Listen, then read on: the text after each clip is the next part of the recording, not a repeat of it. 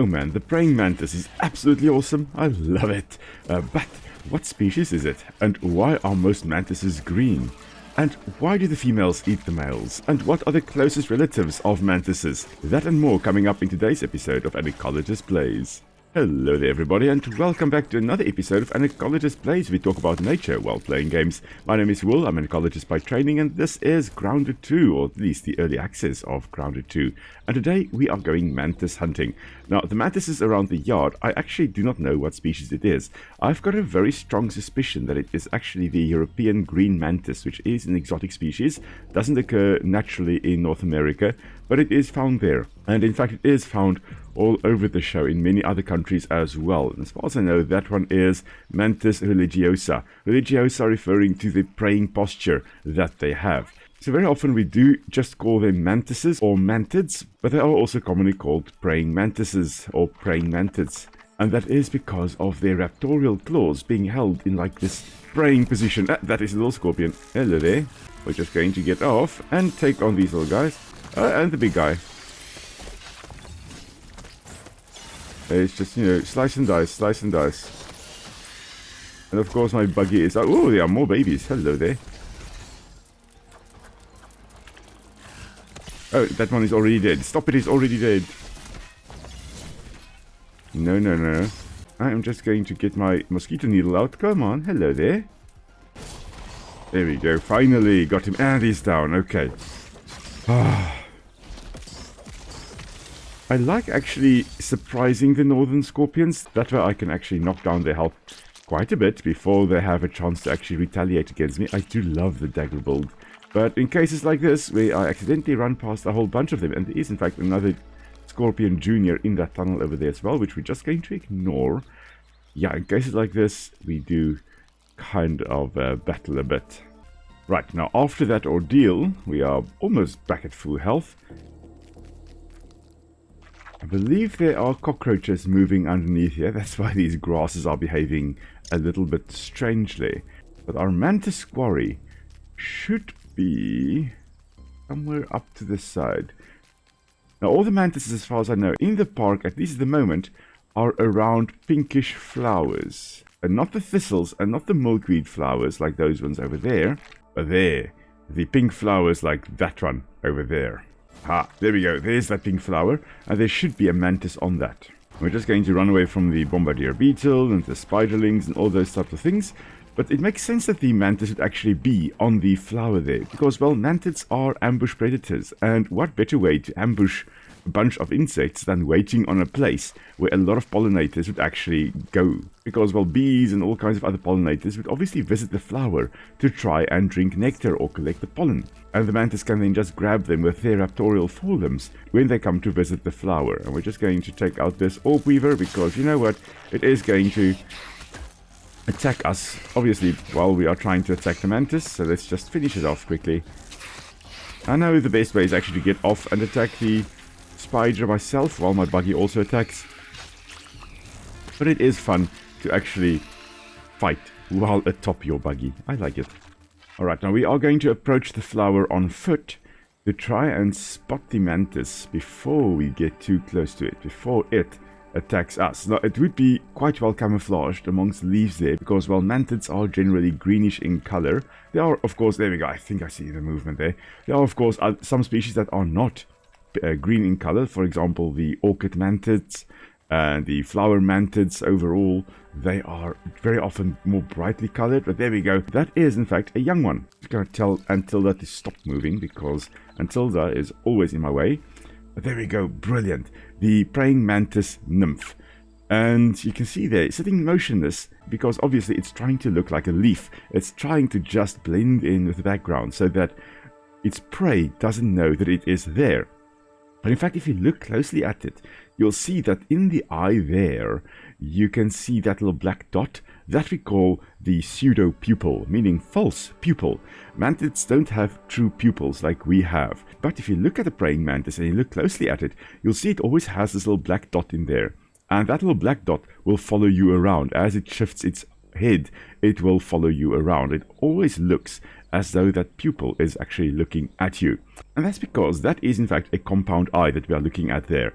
And it's due to, with that little specific spot there, that pseudopupil, light actually being absorbed rather than reflected, and it looks as though it has got a pupil, but it's not a true pupil in the sense that our pupils are present in our eyes, or that we have pupils. Absolutely brilliant. Let's actually go and have a look at it. I'm going to try and find the best spot to take it out or to attack it is actually, I think, from that side over there. So let's make our way around. Antilda is going to remain over there because Antilda is just going to die or be knocked out. There we go. Okay, it is repositioning amongst the dandelion tuft there now, which makes it a little bit difficult for me to actually get a clear shot of the eye, which I would have liked because the eye is the weak spot there. If you look, their eyes are weak to stabbing. Overall, it is resistant to stabbing, which means that my mosquito needle and my daggers are going to be quite ineffective against it. I don't have a slashing weapon, and we don't have fresh weapons yet. That will come, I guess, a little bit later in the game as early access continues. You know what? I think we are going to go for it. No, we are not going to go for it because that arrow just got stuck in the dandelion tuft. So we're going to have to wait for the mantis to move. Much later. You know what? I don't have the patience. Let's go for it. And here it comes. So it's going to leap out. Oh, it does quite a bit of damage there. Ooh, that was a lovely threat attack. Okay, so let's have a look here at what it does. Slashing at us with the raptorial forelimbs there. It's going to attack us in a moment, but let's actually have a good look at it. Alrighty, so first of all, notice the pseudopupil right over there, and you can see here that this is in fact a compound eye. So to this over here would be a compound eye. These pseudopupils being some of the central little eyes that form part of the compound eye.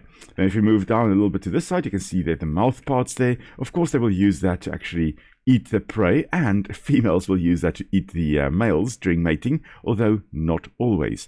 There is sexual cannibalism in mantids, but it's not always the case. It's more often observed, it seems, in laboratory settings, so in captivity, and it's more often observed if the female is actually hungry. But it has been observed in many species of mantids, so that can happen. Now, one thing they are missing are 3 simple eyes, or ocelli, that are found on the forehead of the mantis here. So, yeah, it does kind of bug me, pardon the pun, that they don't have that in the mantis here. But that's alright, that's alright. They have the majority of the look right. Except that they have put these weird wings on the legs of the mantis here. And there are some mantis species that have got these wings, and the idea being that this breaks up the outline of the mantis. But I think if this is the European green mantis, they don't have these flanges, as I call them. So I'm not sure what species this is supposed to be. None of these species I could find that occurs in the USA have these weird wings on their legs. So I'm not sure. But the idea is that, yeah, it would make sense. Breaks up the outline, makes it more difficult for your predators and your prey to actually see you. But I don't know, it wouldn't occur on this species over here. Now, this is a nymph. This is one of the young ones, and you know that because, well, the wings are not fully developed yet. As they mature, most of the mantids, when they reach the final stage in their metamorphosis, they molt, and of course with molting they shed the exoskeleton. They've got a new exoskeleton underneath here, and they molt and they climb out of the old exoskeleton, and then they actually have fully formed wings. So most of the adults of mantids would have proper wings extending all the way to the back there. Some species are wingless as adults, and some have very short wings. This species here would actually have long wings that extend all the way back. So this is still a young one. I mean, yeah, it's quite big compared to us, but it could probably be, I'd say, about 2.5 times this size as an adult. This appears to still be quite a young one. It's not one of the babies. Very often the very small ones are actually different color to the adults, very often starting out either brown or black. And the idea being that if you are brown, you are more camouflaged in the little twigs and stuff. As you are bigger, you can actually mimic leaves a bit better, and you blend in with the bigger leaves. And with some of the species that actually have little black nymphs, they may actually mimic ants, because predators of mantids and other mantids will tend to avoid ants, because ants can take them out. So, I mean, you as a mantis, you are much bigger than an ant, but ants usually are more than just one together. So they can easily swarm the mantis and actually take it out. as the mantids learned when we were playing Empires of the Undergrowth. They stand no chance against a swarm of ants. But that brings up an interesting point, because we did touch on that with the wolf spiders, because wolf spiders, the young ones will occasionally eat one another. Well, so too with the mantids. They may actually be adults, first of all, may eat the young ones. So the moment they hatch, all bets are off. Doesn't matter if you're family or not, you may be food. Food is food. And so the adults may eat young ones. Additionally, young ones actually will eat one another as well. So, yeah, there's a bit of cannibalism in mantids as well. As I've mentioned before, cannibalism in animals, very often it's more the rule than the exception. Alright, now we'll talk a little bit more about the males being eaten by the females, but for now, let's take on this mantis. Let's see if we can actually survive against it. Hello, mantis. And we're just going to keep on blocking as much as we can. There we go, it is in fact. It is stunned. Hello there. Okay, blocking. Oh, look at that. Holding up the legs. And of course, there with that final attack there, it's kind of an aggressive display. Oh, look at that, curling the tail over. Oh, okay, that did not work. Haha. And it's stunned again. Brilliant. So this means we can just continue stabbing at it. Oh, that's a vicious attack there. Oh, no, it wasn't. Okay, it was grooming itself, which looked like it was, in fact, getting ready to do a vicious attack. Oh, there we go. It is gone. You know what? That went better than expected. I'll be honest. That went a lot better than expected. Right. Where's the next one? Now we just have to go scan the parts in order to actually be able to search for it with the resource scanner. So we're just heading home quickly, and I can show you what I've been up to off screen. I've been building a bit, and occasionally when I am building, I do go onto the Discord channel, and I do share my screen there. So if you are on the Discord channel, look out for that. Sometimes I do stream when I am playing. It's usually like half an hour at a time, but there we go. Our castle is expanding, and it has expanded quite a bit. It's turned into a bit more of a fortress. The idea being that this is going to be a museum along with this wing over here. It's going to be a bit of building. There's still a lot of building that I have to do. The towers are taking shape, including the large spire over there. Alright, so let's just scan these parts. And now that we have defeated the mantis, we're just going to put up the head mount here, which will allow us to do more damage against the mantises we fight. And now we should be able to scan for the mantids. And there we go. There are 3 there by the statue area, 1 at the north there. Oh, and there's 1 right down there by that scorpion as well. You know what? It is almost nighttime, and after we've slept a bit, I am going to actually head down to the south to go take on that mantis. But before we do, let's just quickly, there we go, do that. Rub-a-dub-dub for luck, and then we'll head off to the south. Right, so while we are heading off to that mantis over there, I did ask the question right at the start, why are mantises green? Now, mantises are mostly green, obviously for camouflage, and it could be to camouflage themselves against their prey, so that the animals that are trying to catch don't see them, but it could also be to hide from predators, so that their predators can't see them and therefore can't attack them. So either one of those two would be a worthy explanation as to why they actually are green in color. Ah, and apparently we are going to be under attack again. You know what, if we do happen to be under attack, I'm just going to run away. You know, that's a valid strategy to just avoid the whole thing, is when they attack, just run. Get far away out of range, that the stranger's forces just kind of give up. That's what we are going to do. I don't feel like fighting them, so I'm not going to fight them. But let's see if we can take out this mantis before the stranger's forces actually arrive. Now we do just have to be careful. There is a scorpion in that area as well, a big scorpion. So we're going to have to take that one out first before we try to take on the mantis. So let's just have a look and see where. Okay, the scorpion is over there. Right, let's go take that one out first, shall we? And then keep an eye out for the young ones and the adults, because I do not want to accidentally walk into the young ones, get them to attack me, and then the adult comes and joins the fight again. That looks like it's a young one, actually. It doesn't look like the big one. The big one is probably... Okay, that was Northern Scorpion Jr. Okay. Ah, Mithridatism. Nice. Maybe the adult is in the underground there. I don't think so. Maybe the adult is walking around. I also almost don't think so. No, it's right here, apparently. Okay.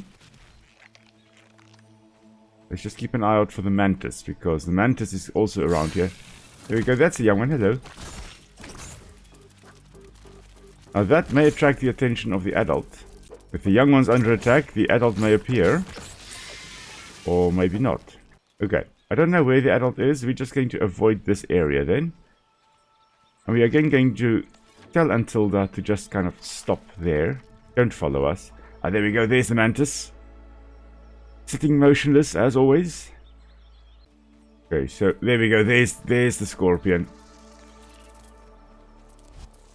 Okay. Oh, it's coming for us. Hello there. Of course, we had a whole episode focusing on the scorpions. So we're not going to delve too much into their ecology now. We're just going to keep on taking it out, and it is dead. Alright, and now that we've done that, there we go, there's the mantis. Let's just try to get the eye. Okay, that was a nice little...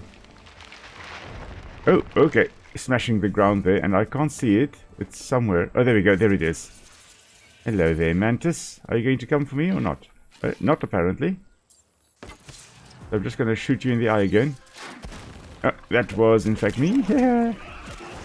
Ooh, love that attack. Look, I don't love the fact that it hits, but I love that attack. Because it is a bit more of a threat display. Very often mantises will raise their forelimbs in a very threatening appearance, or appear more threatening. Like that. And we're just going to keep on poking at it with our mosquito needle. In the process, we're going to heal a bit. Oh, I love it. Now, very often, as I've mentioned, the threatening display there consisting of the mantises raising their forelimbs. And very often then with adults, they will actually also lift up their wings to appear larger and even more threatening. I love the fact that it's curling its abdomen over its body. That is something we also observe with them when they are feeling threatened. Miss. And there we go, another one down. And then there's one more all the way to the north. So let's go and say hello to that one as well, shall we? And on the way there, let's talk about sexual cannibalism, because, you know, why not? If you know nothing else about mantises, I'm sure you know about mantises eating one another, or at least the females eating the males during or after mating. And I have in fact seen that at least once with one of the mantises in our yard. They were busy mating, and the female was eating the male. And the question is, why? Why do they do that? And there are a few theories as to why. And one of the initial theories, which may or may not be the case, is that if the male actually has his head removed by the female, he will inject more sperm into her, and that will result in, you know, more fertilization. So it's a way to actually ensure that that male has his sperm go to the female, fertilizing eggs of the female. But that may or may not be the case. Another theory is that it actually provides the female with more nourishment, so that yes, the male dies, but there's a better chance that the eggs are actually going to develop very well and will result in babies that carry his genetic code. So it's a bit of an insurance that, yeah, you lose your life, but you actually succeed in reproduction. And if you're looking at animals, that's generally what they want. That's their main objective, is they need to pass their genes on. And as I've said multiple times before, an organism is only considered successful if it actually manages to pass its genetic material on. So it's kind of like, yeah, you lose the battle, but you win the war. That type of effect. But the thing is, it doesn't always happen that males get eaten by the females. But males will mate with multiple females over the course of their relatively short lives. And odds are that at some point, yes, they are going to get eaten by the female. So it's almost a guarantee that even though each time they mate there is a smallish chance that they're actually going to get eaten by the female, with multiple matings, that increases the risk that, yeah, you are going to actually get eaten. You know, it's like the gold cards in Grounded. where there's a 1% chance you're actually going to get the gold cards for each one you kill, and you're probably not going to get the gold card the first time you kill something. You're probably not going to get the gold card the second time you kill something. Eventually, though, you are going to get the gold card. Having said that, I have yet to get the Lawn Mite gold card, and I have killed 344 of them. And it's not as if I hadn't peeped them the moment I saw the first one. No, I peeped it. I just have been extremely unlucky so far at getting the gold card for it. So currently I'm just constantly running around killing every single Lawn Mite I find, in the hopes that eventually I'm going to get the gold card there. We're just going to quickly refresh our attack buff against the Mantis, and then we're off again and we're heading towards the pine tree up there. So then, as for the question, why do Mantis females eat the males? Meh, we're not 100% sure. Maybe she's hungry, maybe it is a case of it ensures more fertilization or fertilization of more eggs, or maybe it is that the death or the removal of the head of the male results in more sperm actually being released. And that giving more sperm may be because if you actually remove the head of the male mantis, or if the female removes the head of the mantis, please don't go full heads of mantises, but if the female removes the head, the male tends to remain attached to the female for longer than if the head were not removed. Being attached to the female for longer may actually be the reason why more sperm is released and more eggs are fertilized. Now there is one more question I posed at the start in the intro. What are mantises related to? What are their closest relatives? Now the mantises belong to a superorder called Dictyoptera, meaning net-winged. And in that Dictyoptera, we have the order Mantaudia, which mantises belong to, but we also have another group, and they are the Blattaudia. And we've encountered Blattaudia before. Cockroaches and termites belong to the order Blattaudia. So the closest relatives of mantises are actually cockroaches and termites. The earliest proper mantis originated probably in the late Jurassic, because by the Cretaceous there are actually fossils of mantises as well. By the early Cretaceous there are mantis fossils, and there is at least one mantis fossil from the late-ish Jurassic period. So they're quite an ancient group of insects. And interestingly enough, mantises share a characteristic with cockroaches. A characteristic I chatted about previously, and I didn't make the connection that, yeah, both of these groups actually have that. Oh, that snail is acting a bit weirdly. And that is that mantises, as well as the cockroaches, lay their eggs in what we call ootheca, egg cases. And in the case of cockroaches, it's just a cluster of eggs held together in the ootheca. But in the case of the mantises, where is this mantis? It should be around here somewhere. Look, it's so well camouflaged I can't even see it. Oh, there it is. Oh, yeah, there it is. Okay. We are going to take it out in a moment. But with the mantises, what happens is that they secrete this frothy mass, and in there the eggs are laid, and then that frothy liquid hardens and the eggs are protected inside. Now in some mantis species the female then actually guards the eggs, in other cases it's just abandoned and the female will go her own way. Now most mantises are actually quite short-lived. They only live for about a year and then they die. So they're not particularly long-lived, so they basically just have one breeding season. Now unfortunately this one will never even have a breeding season. Miss. Are you going to attack me or not yet? You're still... There we go. Okay, hello there.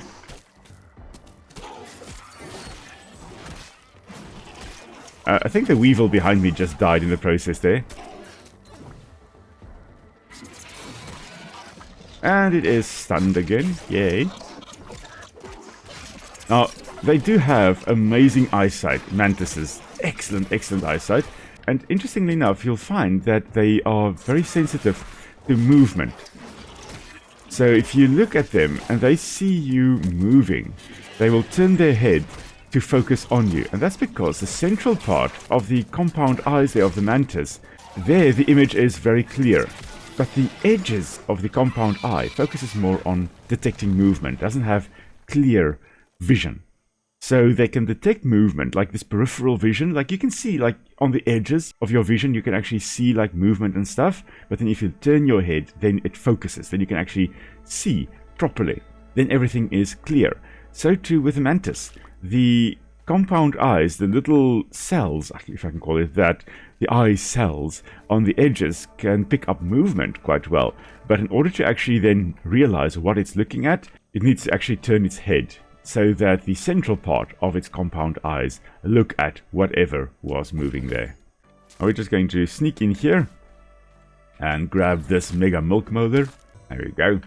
Perfect. But there we go. We have taken out 3 of the mantises. Actually, surprisingly alright. I think I drank a few smoothies, 2 or 3 smoothies, but overall went better than I expected. But there we go. I think that is also a good spot to end today's episode. So thank you very much, everyone, for joining me on a little adventure. Let me know what you would like to see me do next in Grounded. I believe next up we are probably going to go over to the ceremony area, or at least this. Well, actually, I think next up we're going to go to the ice cream cart. We haven't gone into that cold area at all yet. So I think we're going to do that one next, talk about adaptations that insects have to the cold, and then from there we'll go into the fire pit and talk about adaptations that invertebrates would have to survive. I think there we go, there's a fire pit, to survive the heat. So we'll chat about cold and heat next time, and then we'll see where we go from there. Of course, if you've got any questions, please pop it down in the comments below as well. If you enjoyed the video, please give it a like. It really helps for the algorithm to share this video. Because let's be honest, the channel has been doing surprisingly poorly the past while, ever since mid-August. A lot of YouTubers have said that since middle August, things have nosedived. And yeah, I can definitely feel that. So please share the video with your friends. Let them know. Let's talk about mantises and the awesome little creatures that share our world with us. And until next time, everybody, stay safe, and I'll see you all soon. Cheers!